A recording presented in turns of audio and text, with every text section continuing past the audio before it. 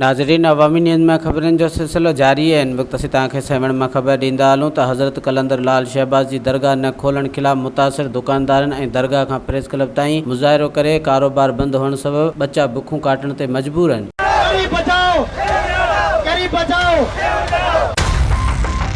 असां हींअर फाका कशी ते मजबूर थी विया आहियूं। असांजो जेको ज़रियो आहे उहो मुर्शिद लाल कलंदर शहबाज़ आहे। ख़ुदकशी मजबूर हूं असां। कंहिं जे बि घर में हींअर रोज़ी रोटी कोन थी अचे। 50 सेंटीग्रेड गर्मी आहे, असां त बीह बि नथा सघूं। हिकिड़ो ई मुतालबो आहे त लाल साईं दरगाह खोलियो ॾियो असांजो मुतालबो आहे त दरगाह खोलियो वञे। चौथो महीनो आहे दरगाह कोन खुलियल आहे। सेवण शरीफ़ में असांजो ज़रियो आहे इहो दरगाह जो। ॿी का हिते सेवण में फैक्ट्री बैट्री कान्हे का। असांजो मुतालबो पूरो कयो वञे। हिकिड़ो ई मुतालबो कंदासीं त बिलफोर असांजे दरगाह कलंदर लाल शहबाज़ जो रोज़ो खोलियो वञे ऐं असांजे जेका मुतालबनि जी मनता कई वञे त जीअं असां ग़रीब अवाम वधीक बुख बदहाली खां बची सघूं।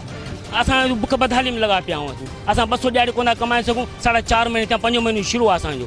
असां बुख बदहाली ते बेन था गुज़ारियूं पिया आहिनि। 200 ॾियारी कमाइण उनखे छा गुज़रंदी हूंदी, उन पेड़ खे ॾाढो ॾुखियो थी विया आहिनि। अॼुकल्ह ख़ुदकशी मजबूर हूं असां। वधीक ख़बरनि ऐं तफ़सील जे लाइ विज़िट कयो असांजी वेबसाइट awamiNewsHD.com ऐं ॾिसंदा रहो अवामी न्यूज़ HD।